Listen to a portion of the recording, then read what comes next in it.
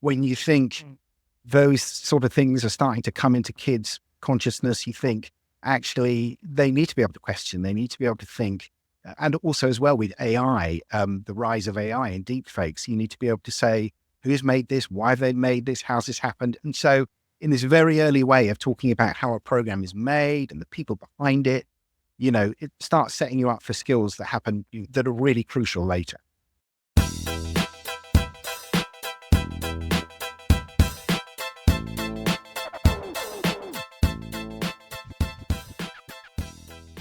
Hey guys, and welcome to the SkilledDad Podcast. My name is Zach Reeser. I'm your host. If this is your first time joining us, I want to say welcome. If you're part of the SkilledDad Society, coming back for another episode with another great dad, I want to say welcome back.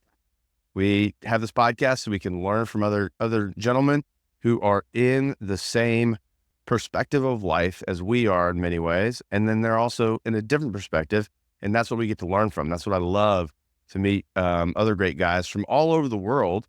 Today's no exception.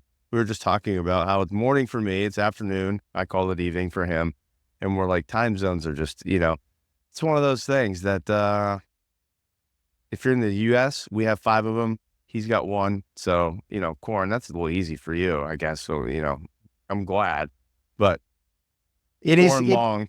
It is easy, but I have colleagues in the U.S., I've got family in the U.S., I've got family over in India as well. So time zones and working out time zones and looking at the global clock on my phone is a pretty constant feature of my life. Thank goodness for global clocks. Yes, all I can say. It's so good. Because it's so easy to hop on and have a conversation across the pond, or if you're talking to India, I mean, it's pretty amazing if you think about it. And so officially, Corin Long, I want to say welcome to the SkilledDad Podcast, and I appreciate you getting on and joining me today. No problem. It's great to be here. Great to have a chat, and looking forward to chatting all things dad. All things dad. Absolutely. And you yourself are a podcaster, and Beyond the Broom Closet is your podcast, right? Beyond the Broom Cupboard. Oh, that's I totally the UK Americanized version. that. Yes, Yeah. you did. But it's a very random title unless you know what it means. But basically, back in the sort of mid 1980s, when BBC, when they first started having a little dedicated section on their schedule for children's programs, they used to have a presenter in a tiny little room, sort of doing links between the programs, and they jokingly called it the Broom Cupboard. And so from then on, even though when they had a full-size studio, it was always jokingly referred to as the Broom Cupboard. So that's why my podcast, which is looking sort of behind the scenes of kids' television, is called Beyond the Broom Cupboard. I love it. Thanks for the context. I was curious the origin of it, and I apologize for calling it a closet. No problem. I will not revoke your the freedom of the United States under the Crown just yet. That's fair. I can always edit it out too. Just make it, AI does amazing things these days, but you've got your podcast, and we're definitely going to talk more about that. And you are a dad of 2. Correct. Yes. I have a son who is 7 years old, and I have a daughter who is 12 years old, nearly 13. So a fair old gap between the 2. Yeah. Yeah. And you're entering the teen zone with the daughter. How are you doing? Are you doing okay? Yeah, surviving. I feel like my daughter's been entering the teen zone for a while. We have our moments, but she's deep down, just a really nice kid. So she's lovely beneath it all. And so we weather those storms, and me and her often clash about things. I try my hardest to be as nice as possible, but I can come across a bit naggy, but I'm trying my hardest, and she's got a lot on her shoulders, having gone to a new school, and there's a lot more admin involved in that, and she's mixing that with sports. She's doing well academically, so she's got a lot on her shoulders, and she's doing brilliantly. So I couldn't be more proud. That's awesome. I love the term naggy. I need to start using that. I think in a lot of previous conversations, both on here and off, one of the things that a lot of us realize sometimes is that it's difficult not to be naggy. So you're not alone with that one. That's it. When you feel like every conversation is a request to do something, or can you do your homework? Can you tidy your room? Can you do this? Can you get ready for school?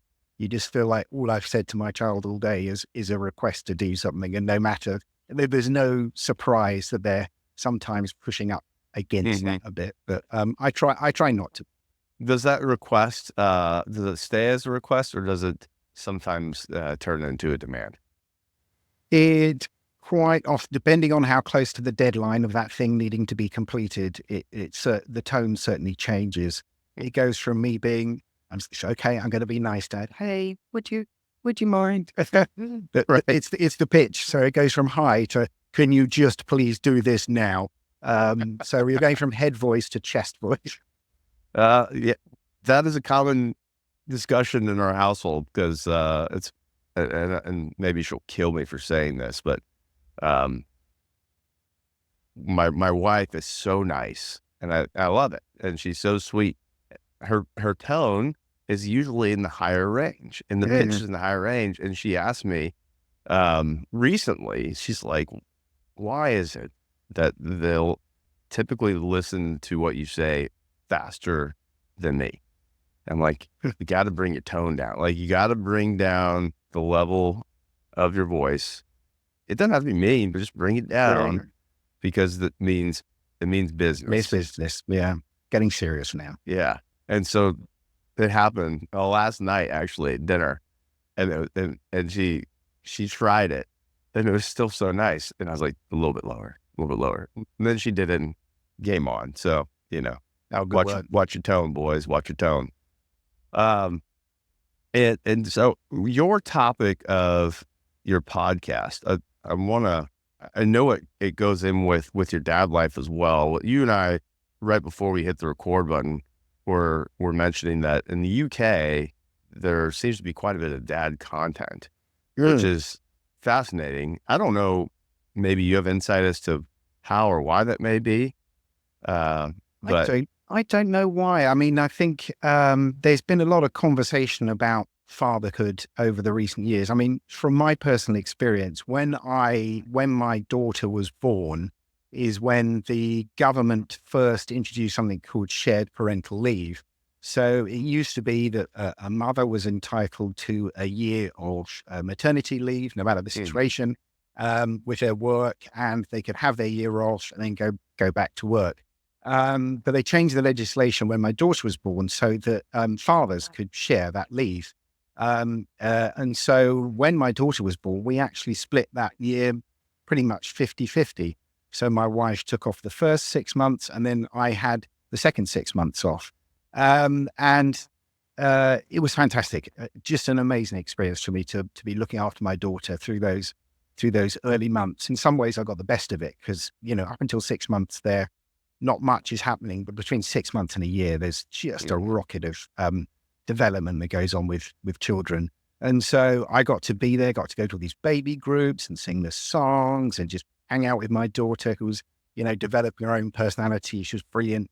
So, and since that point, when my son was born 5 years later, they changed the legislation again so that year could be chopped and changed between parents. So the mother could do 3 months, and then the dad could do 2 months, and then the mum could do some more time. So there was this real flexibility and this real conversation about dads being able to take a more active role in their first year of their children's life. That's fascinating. Dads, as it is, they get two weeks of paternity leave. So after the child is born, they're allowed to take 2 weeks off, which there's a big conversation at the moment about that just not being enough. And we're lagging behind most other countries in Europe. And a lot of people are campaigning to have that a bit longer. And actually, I think as much as anything, the mums could do with someone else around for that first tricky month of getting to know their baby, just needing a lot of help.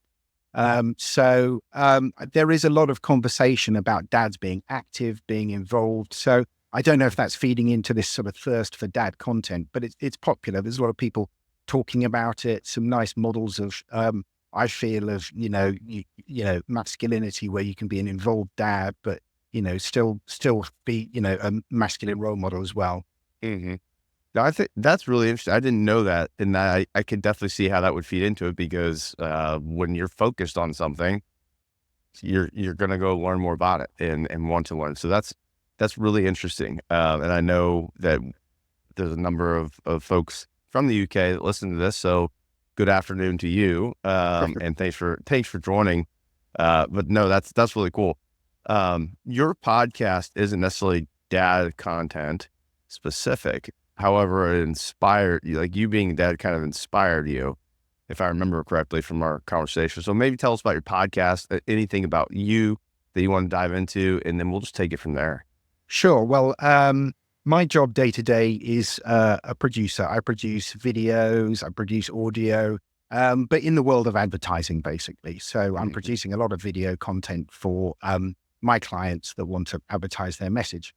But as part of that, I started to work with and work around people who were working in the children's television space. And I started to take an interest in what kind of things they were making. And sometimes it was the voice actors who were voicing these characters on screen and then coming to do a read about finance for me. So I was sort of semi in that space or orbiting that space. And having that 5-year age gap between my kids as well meant that my daughter went through the run of preschool television, and I got to sort of experience that through her. And then by the time my son was born, he was and starting to watch television, he wasn't quite watching the same stuff. And I suppose if you have kids who are maybe 2 years apart, they may watch the same programs together. But my kids, 5 years is quite a gap. So it felt like I had a lot of time absorbing children's TV through my kids and working with the people who made it. I saw these very skillful people putting a lot of passion into it. And when I started to look beneath the surface on who was working on this and who did a voice on this program and a voice they did on another program, I saw there was a lot of people flitting between similar productions, and it just fascinated me. And it was from that I decided to talk to these people in podcast format. It came from just me wanting to speak to these people and find out their stories about it. And it became a podcast, really. So you said something that resonated with the difference in shows that the kids watched. And this is this last season of baseball. There's a few of us dads that are coaching, and some of us have younger kids, and this was a 9-year-old league. Somebody started humming, do do do do do do do do, and then like 2 of the other dads, including myself, went creature report. So it infuses in there, and anybody that has the littles, they know what show that probably was, Octonauts, and I know you've spoken with some of the folks that are behind that. But it was the Octonauts or one of the Octonauts who pretty much planted the seed. So I was in a voiceover studio, and I was sitting down, just waiting to go into a session and waiting for my voiceover to turn up. And there was someone there, and I thought it might be my voiceover artist. And I said, "Oh, are you here for my thing?" And he said, "Oh no, I'm just about to go into a session to do Thomas, and then after that, I'm doing the Octonauts." And my son being about 3.5 at the time, my mind was blown. And I went to do my session and came out, and then all of the Octonauts' voices were there. So they were about to go and do a session together, some of whom I'm recognized because they've played roles on television as well. So I thought, oh my goodness, wow, it's the whole Octonauts here in one place. And that's really what planted the seed, actually. And so Really? the voiceover artist I spoke to initially, his name was Keith Wickham, and he's the last person I've put out a podcast for. He's done tons of voices. And he really summed up why I wanted to speak to people, because he just really thinks about the voices he's done. He puts a lot of passion into it, a lot of time into it. He talks about the struggles that the producers producing this type of television have to actually get things on screen. And I really want to highlight the care, craft, the time that goes into putting these things on screen that our kids watch for, a year or so and then almost discard. So it's slightly ephemeral, but it's what our kids are enjoying and engaging with. So it really deserves a second look. Oh, absolutely. And usually for like a 30-minute episode, one at a time, over and over and over. And you said Thomas. Yeah, you're really hitting there's few of us probably in that category right now, right? That are familiar with that. I mean, shoot, some of us would be. But old time was Shiny Time Station. Was that in the UK? We had Thomas, you had Shining Time Station, and Yeah. they utilized the same sort of footage, but were slightly different thing. And then after a while, they just sort of bought it under the Thomas umbrella, and they will record it in the UK with the UK voice cast. And then they have American VOs, which will do an American dubbing here in the UK. So it all happens here, but it gets localized for America. Okay. So that way we can switch from cupboard to closet kind of Cupboard stuff to and closet, understand what it means.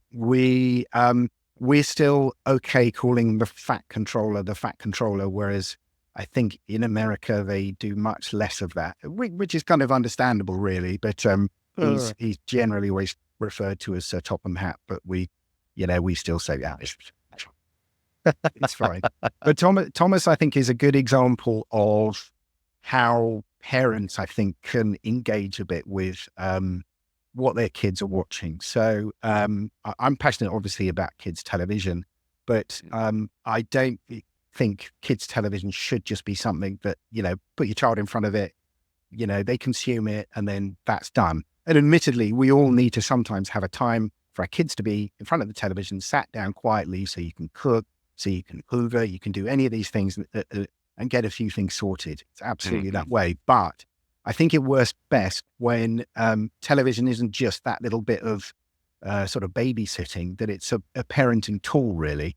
So with Thomas, my son loved it. My daughter had watched a lot of it when she was younger. So we used to play games in the car around the dinner table about guess the engine. So I'd think of an engine and it's like 20 questions. They had to ask questions that would gradually narrow down the choices until we got the engine. And it's obviously teaching skills on, asking the right questions. Are they a diesel or are they a steamy? And that halves the choices. And then you can narrow it down. So it's great when you find a piece of television that your kid can engage with, that you can also just get that active watching in as well, and you can engage with, and you can ask some questions. The Octonauts has obviously got so much great information about marine life. If you can pick up on any of that or talk about it or use imaginative play. So I'm really passionate about kids' TV being good quality and also engaging with it beyond the screen if you can. Yeah, that's a phenomenal point. Because screen time, so like in our household, and I know people do it differently, but screen time is something that is limited and curated, I would say. Yes. There are times that we call it chill time. So at this point, they just get chill time and they can kind of choose what type of screen they're using and if it's a game or if it's a show, but it's counted as screen time. But when it is something that is just being straight consumed, we want it to be educational. We want to make sure that it's appropriate for them. Like candidly, in this day and age, we want to make sure it's appropriate for them. And also educational with fun is key. And that's where Octonauts, I mean, that's been going in our house for years. Right. But we've learned a ton from it, and it's enjoyable, and it's good quality, like you said. And so I think it's great that you're focused on kind of that quality of what's going on and who you're talking to. What's been in your journey so far doing this? Have you had any big kind of aha moments or kind of big takeaways that maybe you didn't expect? Because like you said, you started this kind of your own journey to learn from these people, talk to them, and then, hey, let's put it on a podcast. I've done a similar thing with talking to dads, and I get an aha moment from almost every episode. But have you run into something like that so far where you're just like, wow, that really kind of struck me? Well, I mean, I think it follows on from what I'm talking about. I started this just because I thought, hey, these are interesting people to talk to. I want to have a chat with them, and I want to, I bet they've got some stories. I bet they're entertaining people to talk to. And I started off with a kind of loose idea in my head, but the more I do it, the more I'm starting to think, actually, speaking to these people can give us some parenting tips, really. So you can just talk about the characters they played and how they've done that. But I think if you can talk to these people who are making it and tell them to appreciate the skill and craft that goes into it, you can pass that on to your kids. Now, what I think that does is it help if you can engage with your kids about the program that's been made and perhaps how it's been made and the thought that's gone into it. You're almost starting to teach media literacy skills. You'd say, this program is made by this person, they do that, and you have a voice director telling them how to sound, and then the animators animate it. And I think as well as engaging, creativity and sort of all those skills you get from watching kids' TV, starting to learn a bit of media literacy, I think is super important. Because there comes a point, and my daughter is sort of there at the moment, where it's kids graduate from that closed world of broadcast television and watching the shows that come from there to YouTube. And, YouTube has great content on it, but it has a lot of content and it's hard to know what content's being served up. And some of it isn't necessarily educational or showing the best sort of way to deal with emotions and things like that. So it's very hard. And so when your kids start to go out on their own, branch out on their own and watch the things they want to watch and are finding their own stuff, media literacy skills are super, super important. They've got to be able to, separate fact from fiction. They've got to think, hang on a second, this was made by someone, and what was in that person's head when they made this? Are they doing it for the clicks, or are they doing it for, the goodness of their heart? I heard a statistic the other day that teenagers, and I think it was American teenagers, are being introduced to one new conspiracy theory every week.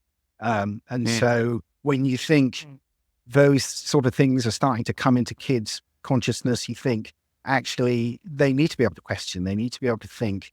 And also as well with AI, the rise of AI and deepfakes, you need to be able to say, who's made this? Why have they made this? How's this happened? And so in this very early way of talking about how a program is made and the people behind it, it starts setting you up for skills that happen, that are really crucial later. Mm-hmm. What you're saying makes me think of teaching them critical thinking skills and discernment. Absolutely. But as they're young, they don't even know the concept of what that is. So you're introducing that by walking them down the path of kind of how the sausage is made, for lack of a better term, the origin story, the things that go into it. That's a really interesting point. The conspiracy theory thing is, I believe it. That's fascinating and a bit frightening, if I can say.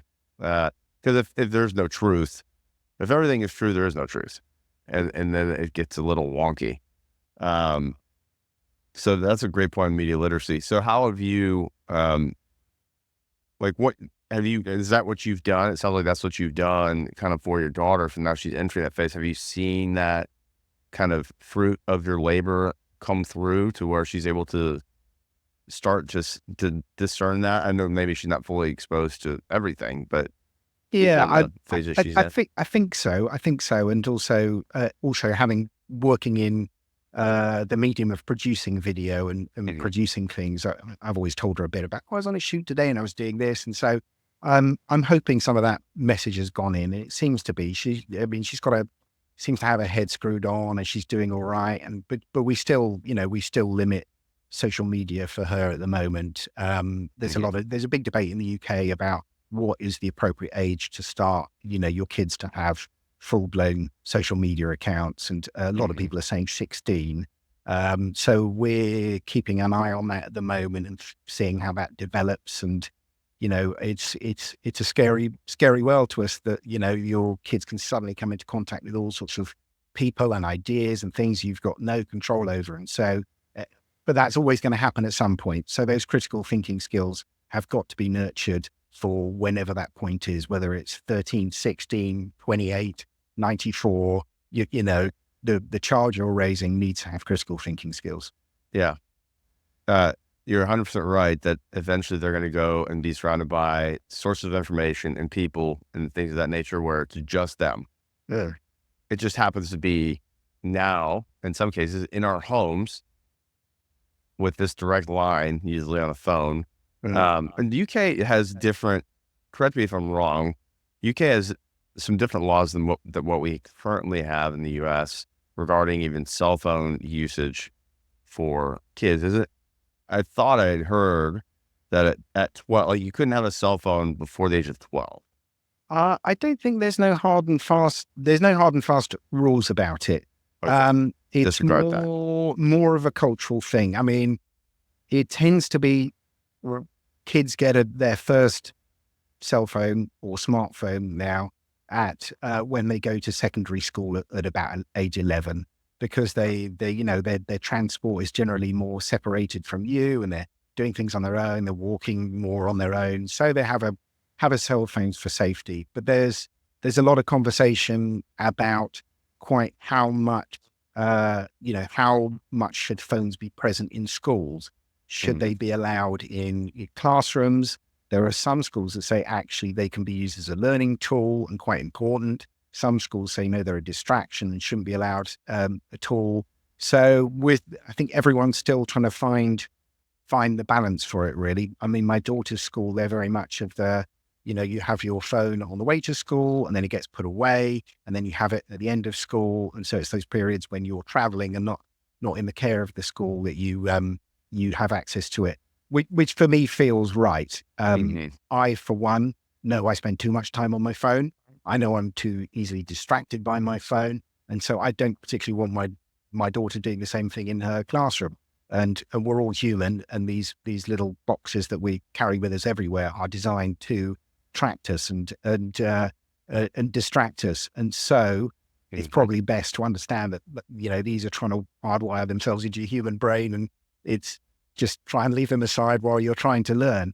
But in terms of having, being able to track my daughter when she's on the route home, so I can go and pick her up at the right time, to know she's safe, to send her a thing saying, oh, football practice this evening, you don't forget this, or Dad, I've forgotten my shin pads. Can you bring them with me to training? So, super useful for all those kind of things. So, absolutely. Can't really get rid of them either. Right. Yeah. It's fascinating. It allows us to be digitally naggy now as well. Digitally naggy. Yeah. There we go. But at least you can nag with an emoji. A nice smiley face emoji just makes your tone much more friendly.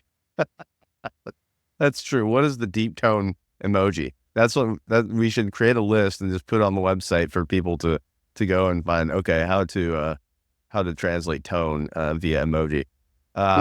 Well, this little thing right here. I mean, it's a dopamine drip, and it's designed to pull us in, distract us. But just like anything, like any of these things back here, all tools can be used to build, and all tools can be used to destroy. And so, the responsibility that I feel a burden of is how to teach, to use those tools in a way that is effective in building and reinforcing good things versus the opposite. And it's tricky in some of this age that we've got here. But so I'm curious with like the experience. I'm kind of circling back a little bit to the paternity leave that you all have, and because that is a difference. And one of my buddies who's in Switzerland was talking.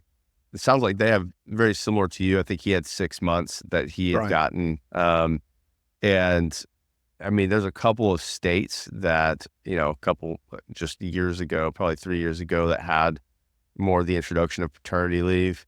And maybe I think it could vary now. I know there's more that offer it, and some companies specifically offer it, but it's usually to the tune of like a month, something like that, versus even a elongated period of time. But with that starting out, and now, all the way up to 12 years later, like as dad, what are some things that you've learned along the way that you think would be beneficial for anybody listening? So just to give you an idea and those listening. So I know there's a number of you listening that are in the earlier ages. We've got a few under 25, which if you've got kids, you're rocking out and you're learning early. And then the 25 to the 34 range. Majority of us are in that 35 to 45 range. And so we've presumably have kids kind of in the 9, 10, 11 zone. So what are some things that you've learned both with your journey of what you're doing now, raising your kids, that are things that we don't have to go and reinvent the wheel on? We can just take a note from Corin's diary here. I would say it's more an attitude than a sort of single piece of practical advice, which is, I think before I had kids, and obviously the early ages of having a kid, I kind of viewed them a bit as a remote control car. You input in and they do what you say, and you should be able to drive around the living room and it do what you say. But to use the toy analogy, they're more like a wind-up toy that you have to wind up, and the moment they're born, you put them in the middle of the table and they hop around.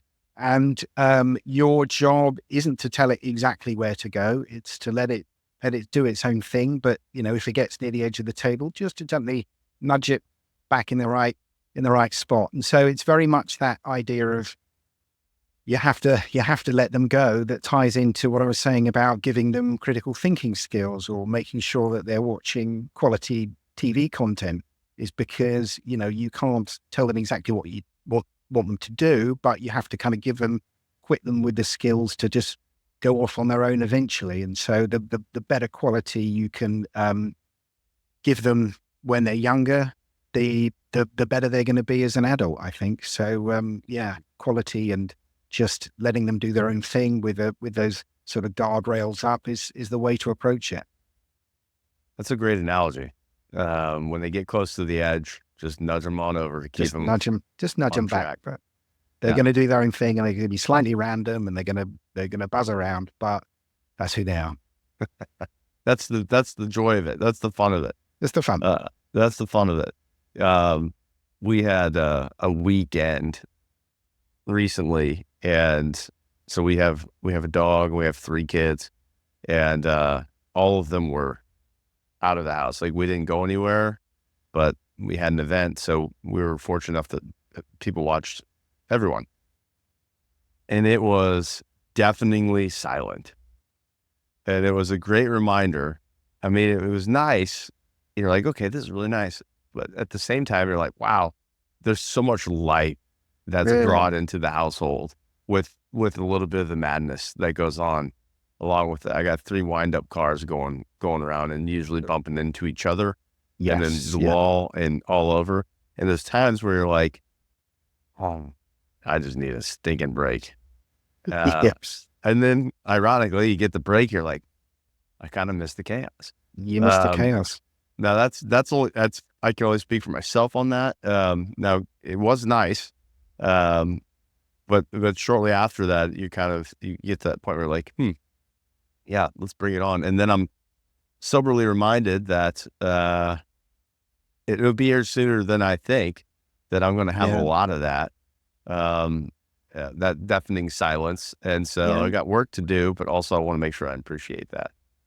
No, absolutely. And that's what I loved about having my paternity leave was, it was, such a tricky thing looking after a baby. And I didn't have any experience of nephews or nieces, particularly at that point, where I'd even had that much interaction with babies. So, you have to learn on the job, but once it's over, goodness me, you miss it. And you think, God, that was a golden time.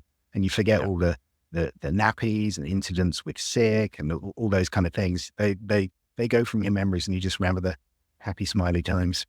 Yeah, that's true. You forget some of the painful times because of the smiley times. It makes it all worth it. So, and do y'all do sports over there? Does your family? I know you play sports in the UK, obviously. But. Yeah, I am really not very sporty, but one thing I've loved to see with my daughter is she has become an amazing soccer player. So the women's British soccer team have been doing incredibly well. And my daughter, when they were in the European Championships, my daughter really got into that. And then we thought it'd just be a bit of a passing fad because everyone was into it at the time, but she was really stayed with it. And she said, like to play football. And I mean, this is quite late when you compare that a lot of boys will be kicking a ball around from when they're 2. And so she was about sort of 10, 11. she said, look, I want to do this. And so we found her a local football team, and she's really got into it, and she's been very driven to improve her skills. And she was put in a position on the pitch as a defender, which she was initially not very happy about. I think she wanted to be up front scoring goals, as most people do. But she really tried to develop her defending skills, and she took on the challenge, and she tried really hard, and she's been doing really, really well. And just to see her and her teammates sort of improve week on week as they face, quite challenging opponents in their league, and they've been doing really, really well. And it's great to see, and I can just see her improve every time she plays. And it really warms my soul, because I just wasn't sporty when I was younger. I'm not particularly sporty now, and she's doing it, and she's great. What you said is kind of the reason I asked, with the growth aspect of it, watching those sports. So do y'all have indoor soccer? Have you ever seen that? We don't really. No, it's not a huge. There is some smaller sort of five-a-side indoor soccer leagues, but it's generally outside, no matter what the weather is. So yeah, as it's really getting cold, they're having to go out. But we had that in our PE lessons when we were younger, just going out on a freezing cold pitch and having to play football. So they can too.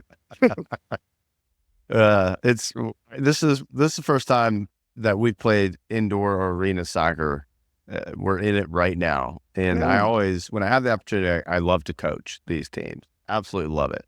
And so you started with her a little bit later, which I think is really interesting, because she wanted to do it. And so there's versus like, here's a ball, we're going to play whether you want to or not. Because I've been on teams where kids have been playing since 4, and they're already kind of like, I don't love it. Right. And that's sad to see, because the love of the sport and the drive kind of dissipates. But this season, we've never played indoor, which is, it's football, it's soccer. But it's like walking into the Thunderdome, because it's 45 minutes. The clock does not stop.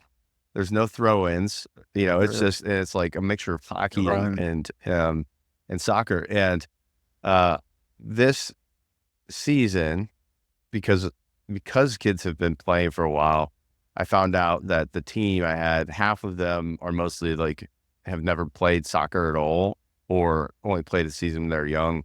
They played baseball, or they hadn't played anything. And then the other half have experience, and then a couple have, like, that's what they do, is soccer. And I'll be honest, I was a little nervous, because when you have half your team that's never played before, you're like, okay, we're going to get smoked, because, it's competitive. It's getting competitive. It's getting to that point where you're going to kind of separate the chaff from the wheat. So the other component of this is we were allowed one practice. So we got one practice, and then the rest are just games. I mean, this is a high speed, like full tilt. So double my nerves on that one. But we had a good practice. First game ended up being better than we thought. But we've had 5 games now. We have 1 left after the holidays at time of recording. And what's been really, really cool to see, and it always hits me, of how it is a bigger analogy. I see it as a bigger analogy for life, is my guys that never played soccer are learning from the ones that have. We found everyone's kind of zone of genius on the field, so to speak. And I have these 2 guys, I got to say, I have these 2 guys that never played soccer ever, and they're buddies, and they're both on the team. And one of them just has a mallet of a foot. And so I have them both on defense all the time, and he'll just get that ball and clear. And I call them the Bash Bros, because not a lot gets by him. But even from practice to now being at the 5th game, going into the 6th, the amount of development that goes through, that they've grown and are able to win and play as a team and succeed and all that. Actually, this season has very, very little to do with the coaching staff, whether it be me and it's the guys on the team that are coming together, picking each other up and building.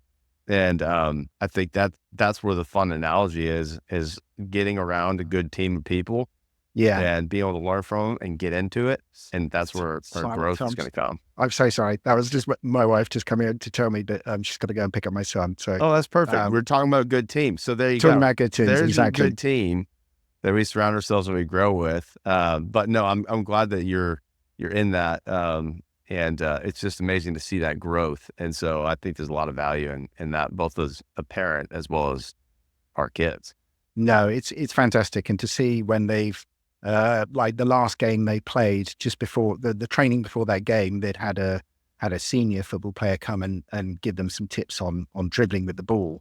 And you could see so many of the girls on pitch actually taking that ball and running with it. And you thought they really taking it on. They got those lessons and they learned them. Whereas before, sometimes they would be a bit key, get the ball and be a bit like, oh, got to kick it straight away. But now they were taking with it, running with it. And they won their first game in ages, and they'd had a really tough time because they had been playing their hearts out, but just losing and losing and losing. And we could all see how much they were improving and doing really well, but it wasn't necessarily relating into wins. And they'd played some difficult teams that had really good players in them. So it was tough. So the last game they played, they'd had a great training. They took it on board and they won. And we were just as ecstatic as the group of parents on the sideline were just so happy. We try not to be overly competitive parents and very supportive, but goodness me, we were jumping up and down then. Hey, nothing wrong with a little competition. Absolutely. No. Well, that's it. That's a great point as far as they just keep doing it. And so that's as dads. Hey, we may not get a lot of wins right away because we're figuring out how to dribble. But getting a good team, when I get to talk to you, Corin, it's building my team. And so I appreciate, being able to be surrounded with other guys that are learning things and being able to get some great takeaways. It helps me dribble better, so that we can go and get some wins. But Corin, if others want to find more about you, where can they go? Well, the podcast, as I said, is Beyond the Broom Cupboard. That's on all your podcast platforms. I'm on Instagram, Beyond the Broom Cupboard Pod. And those are the two probably best places to find me, really. Awesome. One thing we didn't talk about, maybe for another time, is how someone becomes a Muppet, because you had mentioned that, and I was like, let's talk about that, and I didn't even bring it up. So, well, I can tell you the secret to passing the first stage of audition to be a Muppet. Okay. If you want. And this was told to me by someone who, is a Muppet performer. He straight out of drama school, went to do an audition to join be a Muppet cast member. And they ask you to put your hand up and they ask you to count to 10. So it's 1, 2, 3, 4, 5, 6. And it's when you get to 7, this separates the wheat from the Muppet chaff, which is if you say 7 and do it with 2 syllables, that means you're thinking like a Muppet because you're 7. Whereas if anyone goes 7, no, that's not right. So that's the first stage to passing a Muppet audition. And then the rest, and to speak to this guy, Andrew Spooner, about becoming a Muppet, how they pour so much time and effort into getting to know their puppet and thinking about how it moves and how that informs the character. There's so much thought and craft that goes into it. And you might think, they just pick up a puppet and have fun with it. But no, there's a lot of love and time that goes into making the best they can. And he did some work with the Sesame Street Workshop as well as Muppet Treasure Island. And so it was really great to hear what he'd been involved in. So we just gave a fast track tip for any of you that are have aspirations of being in the Muppet business. Count well and practice your 7s. 7. I love it. Well, Corin, thank you so much for jumping on here with me and taking the time just to share some of your experience, what you're doing. And it's definitely something that us as parents can tune into so that we can have those conversations with our kids to build I love the media literacy skills. I have not even thought about that. So that's my takeaway. That's one of my takeaways from today. So I appreciate it. And thanks for being on. No problem. It's been great to chat to you. Well, guys, thanks so much for being joining us on the podcast. If you're this far into it, I know that you've enjoyed the stories from Corin, the takeaways, and I always find it so fascinating to see from different parts of the world. There's different contexts of what we experience. different things in the cultures. But really, why I love this podcast is to see all the things that are the same. So Corin as dad, me as dad, you as dad, we're experiencing some of the same journey, some of the same story, some of the same wins, and we're all still working on our dribble. So take some of the things that you've heard, that you've learned. If you think of somebody that you think would have fun with this, that would learn from it, please share it with them. But at the end of the day, we hope that you take something away that you can apply on your life and your journey to becoming the skilled dad.